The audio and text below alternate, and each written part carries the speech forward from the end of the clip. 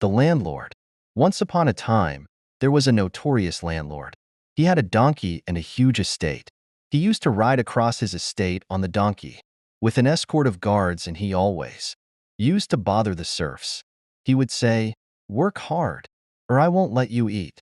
Plow hard, or I'll punish you. Harvest well." He always gave very strict orders and gave the serfs a hard time. During this time, the landlords had a competition of who had the best farm and who produced the best harvest. Whenever this lord lost the competition, he would kill some of his serfs. One day, one of his serfs, who was very clever, got really tired of the landlord. So he went to the landlord's hut and he said, "My harvest is ready, and I've made beer from the sorghum. Please come to my place and have some beer."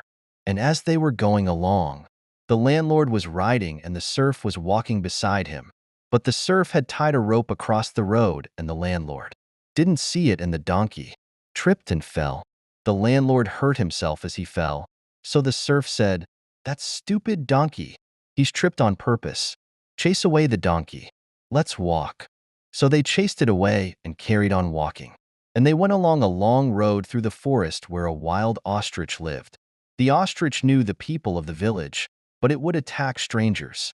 So the ostrich attacked the lord and started pecking at him, and the lord went running off trying to escape. But ostriches are very fast, so the ostrich ran after him and kicked him, and the landlord fell down and died.